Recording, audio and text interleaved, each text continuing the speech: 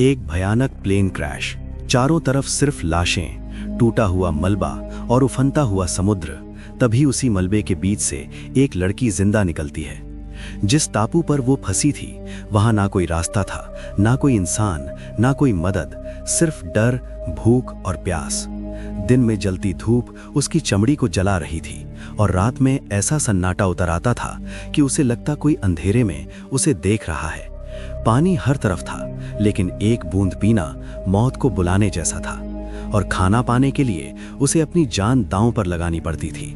हर रात मौत उससे फुसफुसा कर कहती, आज नहीं बचेगी, लेकिन वो टूटी नहीं, क्योंकि जिंदा रहने की जिद हर डर से बड़ी थी। ये कहानी है उस लड़की की जिसने 272 दिनों तक मौत को हर रोज हराया। तारीख थी 28 मार्च 1972। दोपहर के ठीक 5:15 बजे थे। अमेरिका के बीवरटन, ऑरेगन के रनवे पर एक छोटा प्राइवेट विमान सेस्ना 195 खड़ा था, जिसका रजिस्ट्रेशन नंबर N938A था। ये विमान सिर्फ एक मशीन नहीं था, बल्कि एक खुशहाल परिवार की सवारी था। विमान के मालिक और पायलट विलियम्स कॉकपिट में बैठे थे। उनके बगल में उनकी पत्नी विक्टोरिया थी और पीछे की सीट पर उनकी 23 साल की बेटी ओलिविया बैठी थी। उनका प्लान बहुत सिंपल था। उन्हें सैन फ्रांसिस्को जाना था, जो वहां से करीब 550 मील दूर था। मौसम थोड़ा खराब था और आसमान में घने बादल छाए हुए थे, लेकिन विलियम्स एक अनुभवी पायलट थे और उन्हें पूरा भरोसा था कि वो हालात संभाल लेंगे। ओलिविया खिड़की से बाहर आसमान को देख रही थी और सफर को लेकर उत्साहित थी। किसी को अंदाजा नहीं था कि ये उड़ान उनकी आखिरी उड़ान बनने वाली थी। टेक ऑफ के लगभग 35 मिनट बाद ही विमान तट के पास एक भयानक तूफान में फंस गया। बादल इतने घने थे कि आगे कुछ भी साफ दिखाई नहीं दे रहा था। एटीसी ने रेडियो पर विलियम्स को रास्ता बदलने का आदेश दिया। उन्हें कहा गया कि वे हेडिंग 240 पर टर्न लें ताकि तूफान से बाहर निकल सकें। विलियम्स ने निर्देश का पालन किया और विमान को मोड़ दिया। लेकिन यही वो पल था जब किस्मत ने अपना खेल खेला। जैसे ही विमान ने रास्ता बदला, उनका जीपीएस सिग्नल अचानक बंद हो गया। रेडियो पर सिर्फ स्टैटिक नॉइज यानी तेज खराशट सुनाई देने लगी। घने बादलों और कोहरे के बीच विलियम्स को यह एहसास ही नहीं हुआ कि वे जमीन छोड़कर अब गहरे प्रशांत महासागर के ऊपर आ चुके हैं। दिशाओं का अंदाजा पूरी तरह खो चुका था। 1 घंटा बीतते बीतते फ्यूल वार्निंग की लाल बत्ती जल उठी। कॉकपिट के अंदर डर का माहौल बन चुका था। पीछे की सीट पर बैठी ओलिविया सहमी हुई थी और उसकी सांसें तेज चल रही थीं। तभी अचानक विलियम्स जोर से चिल्लाए, I see land, prepare for emergency landing. उन्हें नीचे कुछ दिखाई दिया था, लेकिन वो कोई एयरपोर्ट नहीं था। नीचे सिर्फ नुकीली चट्टानें थीं और उनके चारों तरफ उफनता हुआ समुद्र था। ओलिविया ने मां का हाथ कसकर पकड़ लिया। विक्टोरिया की आंखों में डर साफ झलक रहा था। अगले ही पल ठीक 1:12 पर एक जोरदार धमाके के साथ विमान उस सुनसान टापू पर क्रैश हो गया। आवाज इतनी भयानक थी कि मानो पूरी धरती कांप उठी हो। हादसे के तुरंत बाद वहां सिर्फ एक भयानक सन्नाटा छा गया। इस सन्नाटे को सिर्फ समुद्र की लहरों की दहाड़ तोड़ रही थी। कुछ देर बाद ओलिविया को होश आया। उसे ऐसा लगा जैसे उसका सिर फट जाएगा। उसके शरीर पर कई जगह गहरे कट थे और खून बह रहा था। आंखें धुंधली थीं और सांस लेना मुश्किल हो रहा था। वो दर्द से कराहते हुए आसपास देखा। प्लेन का अगला हिस्सा बुरी तरह पिचक चुका था। सीटें टूट चुकी थीं और चारों तरफ मलबा फैला हुआ था। ओलिविया लड़खड़ाते हुए, किसी तरह खुद को संभालते हुए कॉकपिट की तरफ बढ़ी। हर कदम पर दर्द उसकी हड्डियों में उतर रहा था, लेकिन उसे सिर्फ अपने मम्मी पापा की चिंता थी। जैसे ही उसने कॉकपिट के अंदर झांका, उसकी रूह कांप गई। सीट बेल्ट से बंधे हुए उसके माता पिता विलियम्स और विक्टोरिया बिल्कुल शांत थे। उनकी आंखें बंद थीं और शरीर में कोई हरकत नहीं थी। ओलिविया का खून जम गया। उसका दिल जोर जोर से धड़कने लगा। वो कुछ पल तक बस उन्हें देखती रही, यकीन ही नहीं कर पा रही थी। अगले ही पल उस सुनसान टापू पर एक ऐसी चीख गूंजी जिसने आसमान को भी चीर दिया। ओलिविया पागलों की तरह रोने लगी। मौत का ये ठंडा और क्रूर सच उसकी आंखों के सामने था। वो वहीं बैठकर घंटों तक रोती रही, सदमे में जमी हुई, टूटी हुई, अकेली। सूरज ढलने लगा था और गर्मी बढ़ती जा रही थी। ओलिविया को समझ आ गया कि बॉडीज को इस तरह खुले में छोड़ना ठीक नहीं होगा। उसे अपनी जिंदगी का सबसे कठिन फैसला लेना पड़ा। अपने कांपते हाथों से प्लेन के टूटे हुए धातु के टुकड़ों की मदद से उसने रेत खोदना शुरू किया। ये काम किसी नर्क से कम नहीं था। वो रोती, बिलखती और बार बार रुक जाती। हाथ छिल गए थे और शरीर में ताकत नहीं बची थी। फिर भी वो खुद को मजबूर करती रही। 2 पूरे दिन लग गए। आखिरकार उसने अपने माता पिता को उसी सुनसान टापू पर दफना दिया। कब्र के ऊपर 2 लकड़ी के क्रॉस बनाकर उसने गाड़ दिए। अब ओलिविया पूरी तरह अकेली थी, विशाल समुद्र के बीच एक सुनसान टापू पर, जहां उसकी आवाज सुनने वाला कोई नहीं था, जहां कोई मदद नहीं थी, जहां सिर्फ वो थी और उसका डर। उसके जीवन का असली संघर्ष अब शुरू हो। दोस्तों, वीडियो में आगे बढ़ने से पहले अगर आपको ओलिविया की ये सर्वाइवल स्टोरी पसंद आ रही है तो वीडियो को लाइक जरूर करें और कमेंट में ये जरूर बताइए कि आप ये वीडियो किस शहर या देश से देख रहे हैं। मैं हर कमेंट पढ़ता हूँ। अब वापस चलते हैं अपनी कहानी की तरफ। तीसरा दिन सूरज की पहली किरण के साथ एक नई मुसीबत लेकर आया। ओलिविया की आंख खुलते ही उसका गला सूख कर लकड़ी जैसा महसूस हुआ। प्यास से जीभ तालू से चिपक गई थी। प्लेन से जो थोड़ा बहुत पानी और सोडा मिला था, अब वो खत्म होने की कगार पर था। चारों तरफ सिर्फ अथाह समुद्र फैला हुआ था, अरबों गैलन पानी, लेकिन पीने लायक एक भी बूंद नहीं। ओलिविया जल्दी समझ गई कि खारा पानी पीना मौत को दावत देने जैसा होगा। ये उसके सर्वाइवल की पहली और सबसे कड़वी सीख थी। उसे मीठा पानी चाहिए था, वरना वो बहुत जल्द अपने माता पिता के पास पहुंच जाएगी। उसने चारों तरफ देखा, लेकिन वहां किसी नदी या झरने का नामो निशान नहीं था। आसमान पूरी तरह साफ था और बारिश के कोई आसार नहीं थे। भूख से ज्यादा प्यास उसे तड़पा रही थी। कमजोरी के बावजूद उसने प्लेन के मलबे को खंगालना शुरू किया। उसे कुछ चिप्स के पैकेट मिले, कुछ पुराने कपड़े और एक फर्स्ट एड बॉक्स मिला। शहर की जिंदगी में बेकार लगने वाली ये चीजें यहाँ उसके लिए सोने हीरे से भी ज्यादा कीमती थीं। हर एक चीज उसकी जिंदगी को कुछ घंटे और बढ़ा सकती थी। उसने प्लेन के टूटे हुए फ्यूजिलाज यानी पिछले हिस्से को ध्यान से देखा, जो रेत पर उल्टा पड़ा था। उसने फैसला किया कि यही अब उसका घर होगा। रात की ठंडी हवा और जंगली जानवरों से बचने के लिए उसे किसी सुरक्षित जगह की जरूरत थी। उसने प्लेन के एक टूटे हुए पंख को घसीटकर ऊपर रखा और उसे छत की तरह इस्तेमाल किया। ये टूटा फूटा ढांचा ही अब उसका एकमात्र किला था। यही उसे इस निर्दयी प्रकृति से बचाने वाला था। जैसे जैसे शाम ढलने लगी, ओलिविया का डर बढ़ने लगा। अंधेरा आते ही टापू और ज्यादा खौफनाक लगने लगा था। उसे नहीं पता था कि यहाँ कौन कौन से जानवर रहते हैं और रात को क्या क्या निकल सकता है। आग जलाने की फिलहाल समस्या नहीं थी, क्योंकि उसके पास पापा विलियम्स का लाइटर था, लेकिन वो जानती थी कि लाइटर की गैस हमेशा नहीं चलेगी। उसे आग को संभाल कर इस्तेमाल करना होगा। रात के घने अंधेरे में आग ही थी जो उसे जंगली जानवरों से दूर रखती थी। वही आग उसे ये एहसास दिलाती थी कि वो अभी भी इंसान है, शिकार नहीं। सिर्फ आग और चिप्स से जिंदगी नहीं चल सकती थी। ओलिविया को खाने का कोई स्थायी इंतजाम करना था। उसने टापू का निरीक्षण करना शुरू किया। चारों तरफ नारियल के पेड़ थे, लेकिन वे इतने ऊंचे थे कि वहां तक पहुंचना नामुमकिन लग रहा था। उसने पत्थर मार मार कर नारियल गिराने की कोशिश की, लेकिन हर बार नाकाम रही। भूख और प्यास से उसका शरीर जवाब देने लगा था। तभी उसने अपना दिमाग दौड़ाया। प्लेन की सीट बेल्ट्स को काटकर उसने एक मजबूत लूप यानी फंदा बनाया। उसने उस फंदे को अपने पैरों में फंसाया ताकि पेड़ के तने पर ग्रिप मिल सके। पहली बार चढ़ते ही उसके हाथ पैर बुरी तरह छिल गए। वो कई बार फिसली और नीचे गिरी। दर्द असहनीय था और खून बहने लगा था, लेकिन जिंदा रहने की जिद दर्द से बड़ी थी। आखिरकार कई कोशिशों के बाद वो ऊपर पहुंचने में कामयाब हुई। उसने नारियल तोड़े और नीचे फेंक दिए। जब उसने नारियल का पानी पिया तो उसे ऐसा लगा जैसे उसे अमृत मिल गया हो। उस रात ओलिविया पहली बार थोड़ी राहत की सांस ले पाई। उसे पता था कि रास्ता अभी बहुत लंबा है, लेकिन आज उसने खुद को साबित कर दिया था कि वो हार मानने वालों में से नहीं है। वो उस टूटे हुए प्लेन के नीचे बैठी आग के सामने नारियल का पानी पीते हुए अपने माता पिता को याद करती रही। आंसू चुपचाप बहते रहे। सिर्फ नारियल का पानी शरीर को ज्यादा दिनों तक जिंदा नहीं रख सकता था। ओलिविया को समझ आ गया कि उसे प्रोटीन की जरूरत है। एक दिन उसने देखा कि समुद्र किनारे खड़ी फिसलन भरी चट्टानों पर समुद्री पक्षी अपने घोंसले बनाते हैं। ये काम बेहद जोखिम भरा था। एक छोटी सी गलती और वो सीधे नुकीली चट्टानों से टकराकर गहरे समुद्र में गिर सकती थी। लेकिन भूख इंसान से कुछ भी करवा सकती है। ओलिविया अपनी जान हथेली पर रखकर उन गीली चट्टानों पर चढ़ने लगी। नीचे समुद्री लहरें जोर जोर से गरज रही थीं।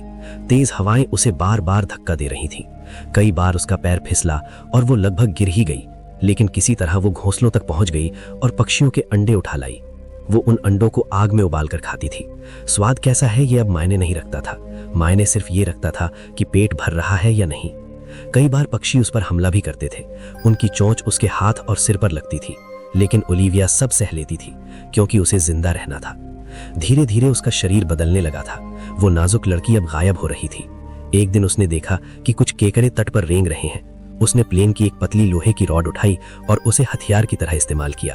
केकड़ों का सख्त खोल तोड़ने के लिए वो पत्थरों का सहारा लेती थी।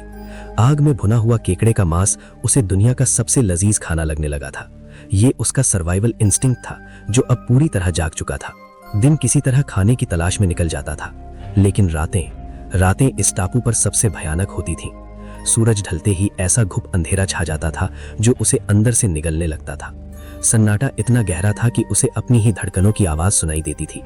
कभी कभी उसे लगता कि अंधेरे में कोई उसे देख रहा है, कोई झाड़ियों के पीछे छिपा हुआ है। डर से उसका पूरा शरीर कांपने लगता था। इस डर को भगाने के लिए उसने एक अनोखा तरीका निकाला।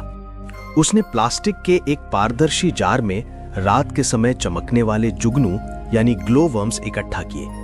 वो उन जारों को प्लेन के मलबे के आसपास पेड़ों पर रस्सियों से लटका देती थी।